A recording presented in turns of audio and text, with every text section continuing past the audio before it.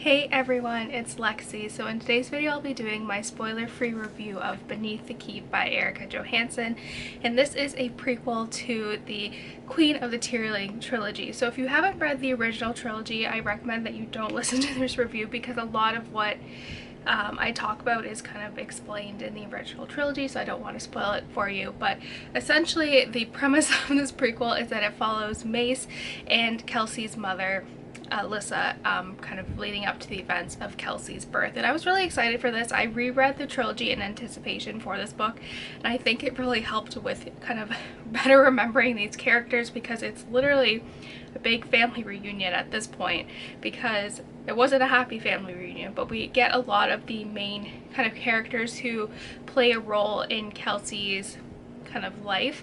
We get to kind of see them before the events that we first initially see them in.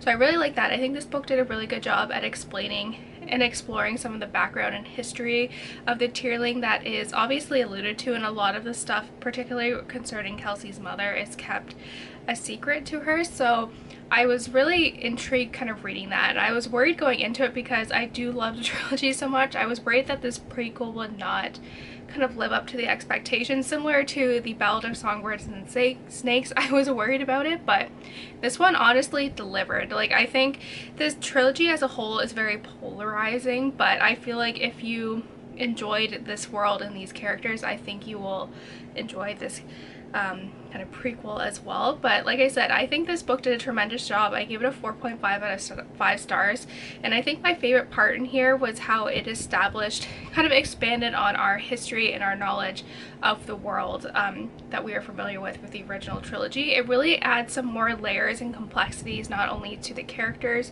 but also the history and ultimately how the trilogy kind of ended. I think it kind of helps kind of solidify everything, and it just really expanded on these characters. And I think it's important to read this book, like read the trilogy before reading this one, because I don't think it kind of a lot of the secrets and spoilery, like plot twist moments in here, I think like throughout the trilogy would be spoiled if you read this one. We finally find out who Kelsey's father actually is, what ultimately led to Alyssa's downfall, because originally she was very much kind of like Kelsey. She was defiant. She wanted to fight for the people. She was very much against the whole system that has been set up with the monarchy, and we kind of see her kind of fall into, like, we understand why she was the way she was when we were introduced to her in the third book. So I really enjoyed this. Like I said, I think this book did a spectacular job. I think it really kind of enhances the trilogy. I think it complements it very well.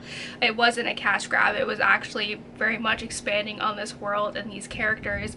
And I was reading through the Goodreads kind of reviews of this, and people said that we'll be getting more books about Kelsey in the future, which is exciting for me because I still feel like there's so much of this world that we haven't explored yet, and I'm really excited for that. I think this book in particular does a really good job at kind of leading up to the political climate that we see Kelsey is kind of forced to kind of confront, and a lot of the kind of societal divides and the hierarchy within society and how that is played out, like with the revolution of the people who are poor and ultimately leading to kind of the draft of the people to the Mort army, I thought was very interesting as well. So I think if you're originally a fan of the trilogy, I think you will like this. You get more background on Mace, you get more background on Thorn and Alyssa, and all these characters that do play an integral part to the original trilogy, but